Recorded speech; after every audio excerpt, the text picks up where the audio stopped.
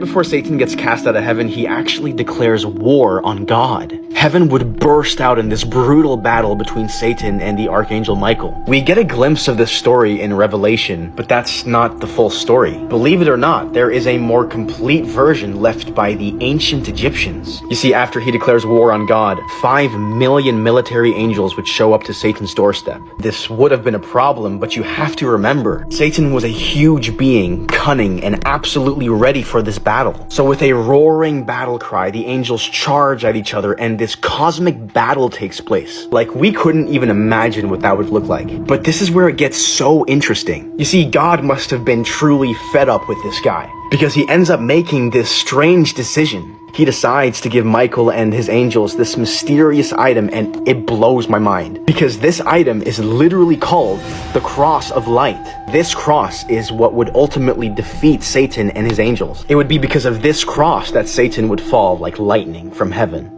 Now, I don't know whether or not this story is true, but what I do know is that this is indeed a most fascinating tale. After you die and your soul leaves your body, you would think you just wake up in heaven. But biblically, that's not even true. The Bible actually talks about this deep sleep until the day of judgment. So then my question is, what exactly happens after you die? You see, there was this time before Jesus where believers would just immediately go to paradise. But for anyone who dies after Jesus, death would only be this in-between state. Even Paul in 1 Corinthians 15 refers to this, but he calls it sleep. See, for some of you, with a deafening trumpet blast, you will come back to life. You'll have new bodies and they'll be glorious like you were always meant to be. You will then become kings and queens, and it'll be you who will reign for 1,000 years with Jesus himself. But that's only if you truly knew Jesus. You see, for others, you will wake up from this deep sleep to have missed out on the last 1,000 years. You will ultimately wake up to that terrible day of judgment. But don't fear too much, because as long as your name is still found in the book of life, you can still enter heaven. It just won't be as glorious, and you might be smelling a little bit like smoke. Hell is one of the most terrifying concepts known to man. So then if you die and go to hell, what would you see?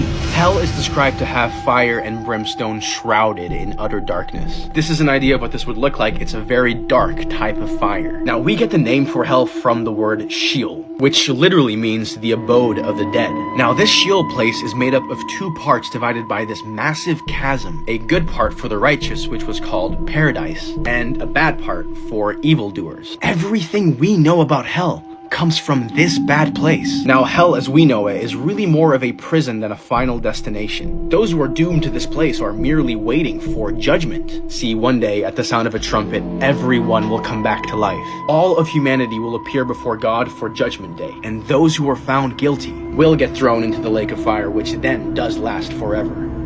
This is what Enoch saw when he was taken up to heaven. See, after these 2 angels invite him up to heaven, he gets taken up to the clouds where this would be the first heaven. As they keep ascending, they eventually reach this really dark place. It was filled with these prisoners who were wailing as if they were in pain. You see, these were the angels who first rebelled against God, bound in the 2nd heaven. Now, the 3rd heaven is where paradise is, but right across from it is where you would also find hell. The 4th heaven is all about the sun and the moon. Now, in the 5th heaven, there's countless massive beings, also known as the Grigori. They were in this state of perpetual sadness because these were actually the Watchers.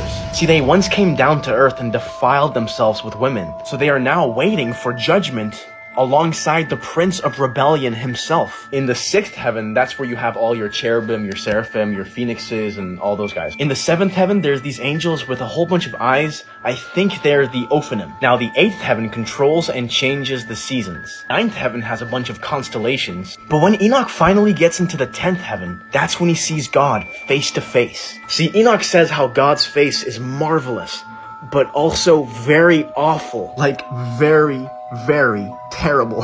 Project Bluebeam is this crazy conspiracy theory. It's a prediction that one day the government will stage this hyper-realistic alien invasion. And this was considered to be complete madness up until June 5th, 2023, when the US government announced that we are definitively not alone in the universe. Like 9 foot, 10 foot tall. They look like aliens to us. Big eyes, they have big eyes. We are currently witnessing events that are making us question our very existence. So my question is, what does the Bible even say about this? Well, the book of Revelation talks about a time when this great deception will come upon the earth. This will tie in with this beast system which will dominate the earth in the last days. People will actually worship this beast, making it their new god. And this just blows my mind, because this same exact thing has actually already happened before. You see, once upon a time, these beings of light came down from the sky much like today. They taught humanity all sorts of knowledge, so we ended up worshiping them as our gods. See, these beings were actually called the Anunnaki by the ancient Sumerians. And you've probably heard about this topic 1,000 times, but we just call them aliens. What blows my mind is if you just read the book of Enoch, you'll quickly realize that these Anunnaki, or aliens everyone keeps talking about, are referred to as fallen angels by Enoch the entire time. Now, how does this tie in with Project Bluebeam? Well, much like ancient Sumeria, there are beings coming down from the sky today, probably coming to bring us knowledge and understanding. You see, these aliens are actually angels, and we have understandably mistaken them to be extraterrestrials. Ladies and gentlemen, you have my deepest condolences, because we are at the very start of the end of the world.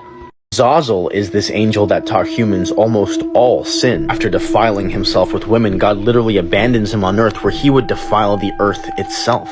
Enoch even says how the whole world has been corrupted by the teachings of Azazel. See, after the fallen angels came down, they start teaching humans all sorts of heavenly secrets. Magic and sorcery was now public knowledge everywhere. And I bet this went right over your head. But in Genesis 4, it actually says that it was the descendants of Cain who first had livestock and harps. They were also the first to work with bronze and iron. Now, if you read the book of Enoch, you find out that it was actually Azazel who taught men how to make swords, knives, and shields, and made known to them the metals of the earth. See, the very idea of war and weapons is knowledge passed down from fallen angels. Enoch says how bracelets and even the beautifying of the eyelids are all teachings from specifically Azazel. See, Azazel presented himself as a being of knowledge, but for what he thought was divine brilliance, he was ultimately cast down into utter darkness. There is a huge mistake in the story of Lucifer, a mistake which has led people to believe that he was the angel who deceived Eve. I mean, we all know the devil, but we've got his story completely wrong. It was actually never Lucifer who tricked Eve into eating the forbidden fruit. Believe it or not, but that was actually an angel named Gadriel. The only reason people think it was Lucifer is because we attribute Satan to Lucifer. But the word Satan or devil has always just meant enemy or evil. Genesis was never talking about a specific angel when it said Satan. See, after Lucifer and his angels wage war against God,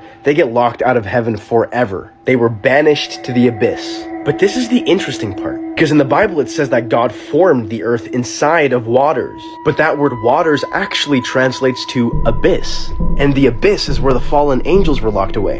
After the angels got cast down, all of evil was now in one place. That evil would eventually get one of the most famous names in humanity. Darkness itself was now to be named Satan. A lot of people are confused about this, so I just wanted to come on here and explain. The name Satan isn't the name of any specific angel. All Satan means is adversary or enemy. It's really more of a label than it is a name. When you say devil or demon or Satan, you could be referring to any of the fallen angels. Lucifer is Satan, but another fallen angel is Satan as well. You have to remember that 1/3 of heaven fell. There are a lot more powers at play here, but we just choose to forget. One of the biggest mistakes you can make as a Christian is believing that evil is just one person, and that would be Lucifer. But the biblical truth is that there is way more to the demonic kingdom than any one of us could possibly imagine. The destruction of humanity has been an operation since the dawn of man. The Satans are many, and they are way more organized than you think. 1/3 of Jesus' ministry consisted of casting out demons. So one burning question I have for you is, where did those demons even come from? Well, the oldest Bible in the world is in Ethiopia, and it actually contains the book of Enoch, which was excluded from most Bibles. This is quite unfortunate, because this is where you would find the origins of evil spirits. The book of Enoch explains how once upon a time these towering giants used to roam the earth. These giants are what the Bible calls Nephilim in Genesis 6:4. They were actually the children of fallen angels, making them violent and completely driven by pure desire. The story goes that after a giant would die, their spirit would be bound to earth. There would be no such thing as heaven for a giant. Their evil, disembodied spirits would now wander the earth. You see, these giants today have the new names of lust, anger, and anxiety. They are ultimately what humanity would call demons. After Jesus gets baptized, he goes into the wilderness to be tempted by the devil. See, it has been 40 days since Jesus has eaten anything, so Satan would approach him, daring him to turn these stones into bread. But as his stomach was literally eating itself from the inside out, Jesus replies that a man does not live by bread alone. Now, Satan, who was completely unbothered by this, brings Jesus up to the top of the holy temple, and he says, if you really are the Son of God, then throw yourself down from this building and let the holy angels catch you. But after gazing upon the city below, Jesus turns to the old snake and says, do not test the Lord your God. See, now, in his growing frustration, Satan brings Jesus up to a high mountain to show him all the kingdoms of the world, and he whispers, this can all be yours. I will give this all to you if you only bow down to me. Then Jesus, having enough of this mockery, commands Satan to get away from him, because it is written that you shall only serve the Lord your God. See, now Satan finally realizes that this was a lost cause, so he retreats back into the wilderness. You see, we've all been in that same wilderness, surrounded by temptation, and the only thing that truly cuts through the trials of the devil is the Word of God. This is how the disciples were executed, and it was absolutely horrifying. Now, Peter was actually crucified upside down in Rome. See, when they told him he was going to be executed by crucifixion, he literally requests to be hung upside down because he believed he wasn't worthy to die in the same way as Jesus. Bartholomew was literally skinned alive.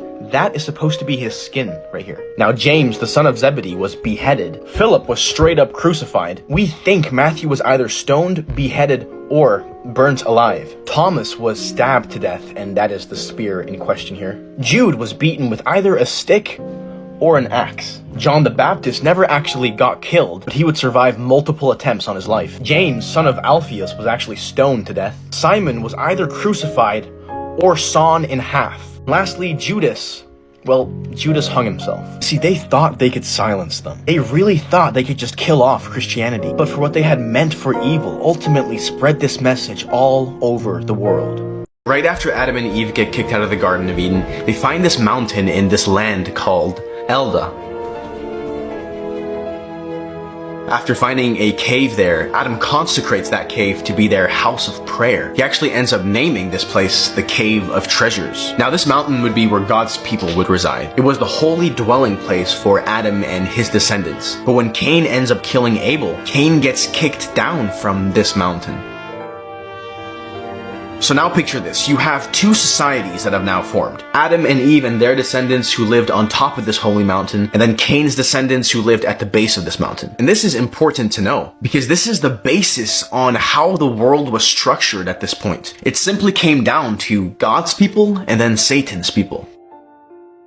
Can you imagine what we'd be capable of today if we were adapted to this type of atmosphere? I mean, we find these fossils of towering dinosaurs with massive insects, but after the flood, it seems like life just gets smaller and smaller. You see, one huge reason why things were so big once upon a time is because there was way more oxygen in the air back then. This would have affected absolutely everything in the earth in those days. See, oxygen also has this most interesting effect on humans. After a dose of highly oxygenated air, humans just seem to operate better. Increases in strength, stamina, recovery, focus are instantly felt. You would just not get tired. You'd sleep less. You could run for miles without even breaking a sweat. You could jump higher than any one of us could possibly even dream of. After breathing in pure oxygen, you'd be able to hold in your breath for unnatural amounts of time. Life on Earth would straight up look like an Avengers movie.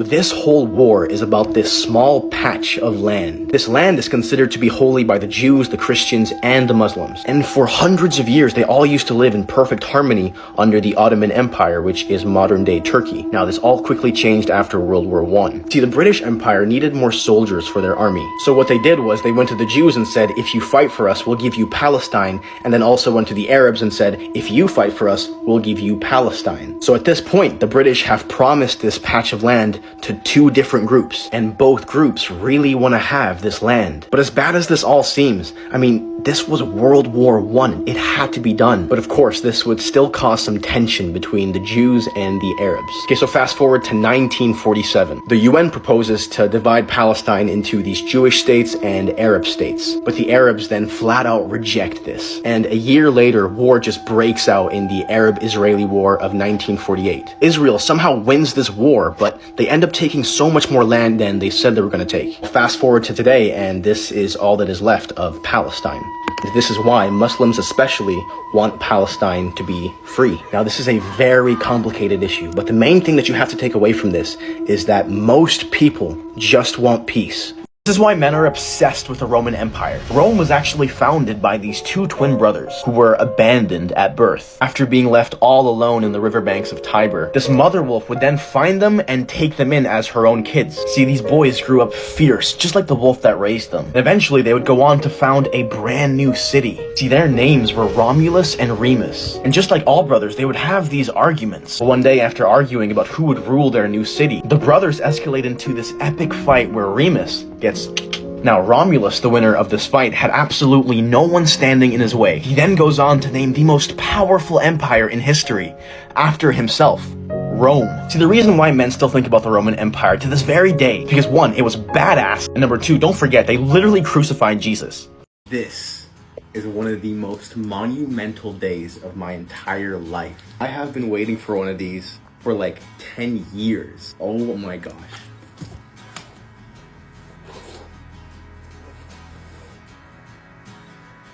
Holy crap. We're proud and oh my gosh. Do you think that's just like Oh my gosh, it looks so cool. Thing on camera. Holy crap. I should be crying. I really want to thank you guys for all the support you guys have been giving me for the past couple months. This is really for all of us. This is not just for me, this is for all of us together. I hope you guys will keep enjoying these videos, and I hope to keep pumping them out for you guys, and I'll see you in the next one.